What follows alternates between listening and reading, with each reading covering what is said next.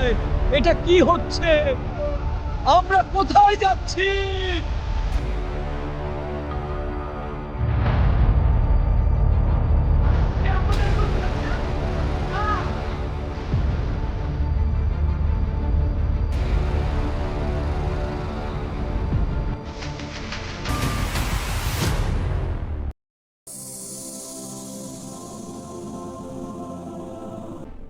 আমরা কি সেই দিনের কথা ভেবেছি যেদিন প্রতিটি মানুষকে কেয়ামতের কঠিন ধাপ অতিক্রম করতে হবে?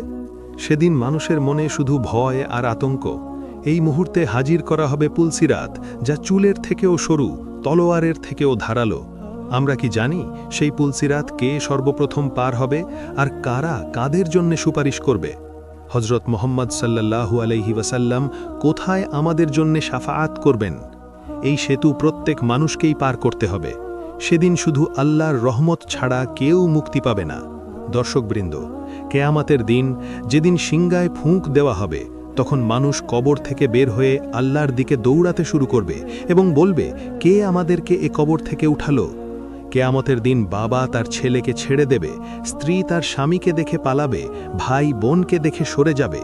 সেদিন সবাই নিজের মুক্তির উপায় খুঁজবে। সেদিন সূর্য মাথার কাছে থাকবে, কারো ঘাম হবে হাঁটু পর্যন্ত, কারো বুক পর্যন্ত, যেমন হবে তার আমলের ভিত্তিতে। সেই ভয়ঙ্কর দিনের মাঝে এক সত্তা আমাদেরকে আহ্বান জানাবেন, যিনি হচ্ছেন দোজাহানের বাদশাহ হজরত মোহাম্মদ সাল্লাল্লাহু আলাইহি ওয়াসাল্লাম। সেদিন তিনি আল্লাহর কাছে বলবেন, হে আল্লাহ, আমার উম্মতকে ক্ষমা করো, আমার উম্মতকে মাফ করে দাও। তারপরই শুরু হবে হিসাব নিকাশ, কারো ওপর কোনো জুলুম করা হবে না। কেয়ামতের দিন যেদিন হিসাব শুরু হয়ে যাবে, তখন কিছু গুরুত্বপূর্ণ প্রশ্নের উত্তর না দিয়ে এক পাও সামনে বাড়াতে পারবে না। রসূল সাল্লাল্লাহু আলাইহি ওয়াসাল্লাম ইরশাদ করেন, কেয়ামতের দিন সর্বপ্রথম হিসাব নেওয়া হবে নামাজের, কারণ যার নামাজের হিসাব ঠিক হবে তার সমস্ত আমল ঠিক হবে, আর যার নামাজ ঠিক নেই তার কোনো আমলই ঠিক নয়। কারণ নামাজ হচ্ছে দ্বীনের স্তম্ভ, এটাই সেই আমল যেটাকে সর্বপ্রথম যাচাই করা হবে। এরপর আরও 5টি গুরুত্বপূর্ণ প্রশ্ন করা হবে। প্রথম প্রশ্ন, আল্লাহ যে জীবন দিয়েছিলেন তা কোথায় ব্যয় করেছ? আল্লাহর হুকুমের ওপর না আল্লাহর অবাধ্যতায়? দ্বিতীয় প্রশ্ন, আল্লাহ যে যৌবন দিয়েছেন তা কোথায় কাজে লাগিয়েছ? কারণ যৌবন মানুষের সবচেয়ে মূল্যবান সম্পদ। এই সময়ের আমলের বিশেষ হিসাব নেওয়া হবে। তৃতীয় প্রশ্ন, তুমি যে সম্পদ অর্জন করেছ তা কোথা থেকে সংগ্রহ করেছ? হালাল উপায়ে না হারাম উপায়ে? চতুর্থ প্রশ্ন, সেই সম্পদ কোথায় ব্যয় করেছ? আল্লাহর পথে না গুনাহের পথে? পঞ্চম প্রশ্ন, আল্লাহ যে জ্ঞান দিয়েছেন সেই জ্ঞানের উপর কতটা আমল করেছ? কারণ আমল ছাড়া জ্ঞান কোনো উপকারে আসে না। তারপর সামনে স্থাপন করা হবে মিজানের পাল্লা, সেখানে আমলনামা মাপা হবে। যার আমল ভারী হবে সে জান্নাতে প্রবেশ করবে, আর যার আমল হালকা হবে সে জাহান্নামে প্রবেশ করবে। তারপর জাহান্নামের ওপর দিয়ে একটি সেতু রাখা হবে, যা চুলের থেকেও সরু, তলোয়ারের থেকেও ধারালো। প্রশ্ন হল, কে পুলসিরাত বিদ্যুতের মতো পার হবে আর কে হঠাৎ পড়ে যাবে জাহান্নামের গভীরে? নবী সাল্লাল্লাহু আলাইহি ওয়াসাল্লাম কোন সৌভাগ্যবানদের জন্য সুপারিশ করবেন? আজকের আলোচনায় আমরা এর উত্তর জানব এবং এই গুরুত্বপূর্ণ বিষয়টি বিস্তারিতভাবে জেনে নেব।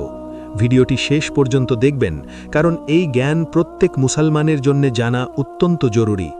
পুলসিরাতের আগে আরেকটি ধাপ রয়েছে, যাকে বলা হয় হাউজে কাউসার। এই হাউজ আল্লাহ তাআলা নবী সাল্লাল্লাহু আলাইহি ওয়াসাল্লামকে দান করেছেন এবং এটি নির্ধারিত তার উম্মতের জন্যে। যখন কেয়ামতের দিন সূর্য মাথার কাছে থাকবে এবং সবাই তৃষ্ণায় কাতর হবে, তখন তারা দেখবে দূরে নবী সাল্লাল্লাহু আলাইহি ওয়াসাল্লাম হাউজে কাউসারের পাশে দাঁড়িয়ে আছেন। তিনি নিজের হাত দিয়ে নিজের উম্মতকে পানি পান করাবেন। কি সৌভাগ্য আমাদের জন্যে!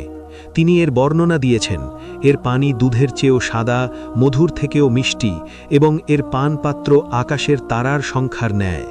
যে ব্যক্তি এক ঢোক পান করবে সে আর কখনো পিপাসার্ত হবে না। সর্বপ্রথম পানি পান করতে আসবে দরিদ্র মুহাজিরগণ। এই পানি পান করলে জান্নাতে গিয়েও আর তৃষ্ণা লাগবে না। বর্ণনায় এসেছে, পুলসিরাত পার হওয়ার আগে অনেকে হাউজে কাউসার থেকে পানি পান করবে, যাতে সহজে তারা পুলসিরাত পার হতে পারে। আর কিছু মানুষ পুলসিরাত পার হওয়ার পরে পানি পান করবে, কারণ তাদের গুনাহের কারণে আগে তাদেরকে পুলসিরাত পার হয়ে পবিত্র হতে হবে, কারণ হাউজে কাউসারের পানি শুধুমাত্র মুমিনদের জন্যে, আর তা পান করতে হলে গুনাহ থেকে পবিত্র হতে হবে। এরপরে আসবে সবচেয়ে ভয়ঙ্কর ও কঠিন ধাপ, নাম হল পুলসিরাত। প্রত্যেক ব্যক্তিকে জান্নাতে প্রবেশ করতে হলে এই সেতু পার করতে হবে। এই সেতু পার না করে কেউ জান্নাতে প্রবেশ করতে পারবে না। এই সেতু একদম জাহান্নামের উপর দিয়ে হবে, যা চুলের থেকেও সরু, তলোয়ারের থেকেও ধারালো। রাসূল সাল্লাল্লাহু আলাইহি ওয়াসাল্লাম ইরশাদ করেন, এটি হবে পা পিছলে যাওয়ার জায়গা। সেখানে থাকবে কাঁটা ও হুকের মতো বস্তু, যা চলার সময় মানুষকে আঁকড়ে ধরবে, আর সেই আঁকড়ে ধরা মানুষকে টেনে নিয়ে যাবে জাহান্নামের দিকে।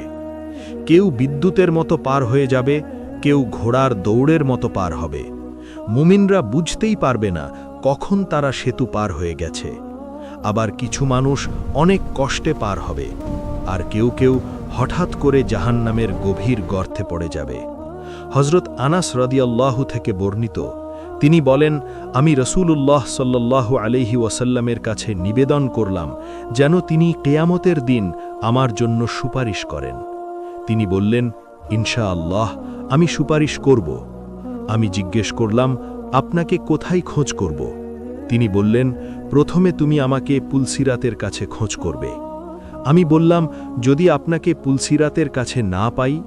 তবে তিনি বললেন, তবে তুমি আমাকে মিজানের কাছে খোঁজ করবে। আমি বললাম, যদি আপনাকে মিজানের কাছে না পাই?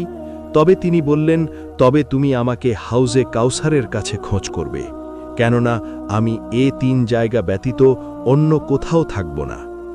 কিয়ামতের দিন পুলসিরাতের উপর মুমিনদের মুখে উচ্চারিত হবে, রব্বি সাল্লিম সাল্লিম, অর্থাৎ হে রব, আমাকে নিরাপদে রাখো, আমাকে নিরাপদে রাখো। পুলসিরাত অতিক্রমকালে যারা এই দোয়া করবে তারা ঈমানদার বলে পরিচিত হবে। অন্যদের মুখ দিয়ে এ বাক্য বের হবে না। সেদিন জাহান্নাম খারাপ বন্ধুদের এমনভাবে চিনে নেবে যেমন বাবা তার সন্তানকে চিনে নেয়। সর্বপ্রথম পুলসিরাত পার হবেন আমাদের নবী হযরত মুহাম্মদ সাল্লাল্লাহু আলাইহি ওয়াসাল্লাম, তারপর উম্মতে মুহাম্মাদিয়া, তারপর অন্যান্য নবী ও তাদের উম্মত পার হবেন। আমাদের নবী সাল্লাল্লাহু আলাইহি ওয়াসাল্লাম আমাদের জন্য কতই না কেঁদেছেন, কতই না আল্লাহ তাআলার কাছে দোয়া করেছেন। তিনি নিজের জন্য ভাবেননি, সর্বদা নিজের উম্মতের কথাই ভেবেছেন। এমনকি কিয়ামতের দিন যেদিন সবাই নফসি নফসি বলবে, সেদিনও নবী সাল্লাল্লাহু আলাইহি ওয়াসাল্লাম বলবেন, উম্মতি উম্মতি। একবার ভেবে দেখুন, যে নবী আমাদের এত ভালোবাসেন, আজ আমরা কি তার সুন্নাতকে যথাযথ গুরুত্ব দিচ্ছি? নবী না থাকলে কি আমরা পুলসিরাত পার হতে পারতাম? যদি কোনো মুমিন গুনাহের কারণে জাহান্নামে যায়, তবে শাস্তি ভোগ করে পবিত্র হয়ে সে জান্নাতে প্রবেশ করবে। কিন্তু আল্লাহ তাআলার রহমত কত বিশাল, আল্লাহ দয়া কত অপরিসীম। জাহান্নামে প্রবেশের পরও আল্লাহ তাআলা তাদেরকে বের করে জান্নাতে প্রবেশ করাবেন। তাই আমাদের উচিত দুনিয়াতে সবার সঙ্গে সৎ ব্যবহার করা, বাবা মায়ের সঙ্গে ভালো আচরণ করা এবং খাঁটি মনে তওবা করা। আল্লাহ তাআলা আমাদের সবাইকে একসাথে জান্নাত নসিব করুন, আমিন। ভিডিওটি যদি ভালো লেগে থাকে চ্যানেলটিকে সাবস্ক্রাইব করবেন।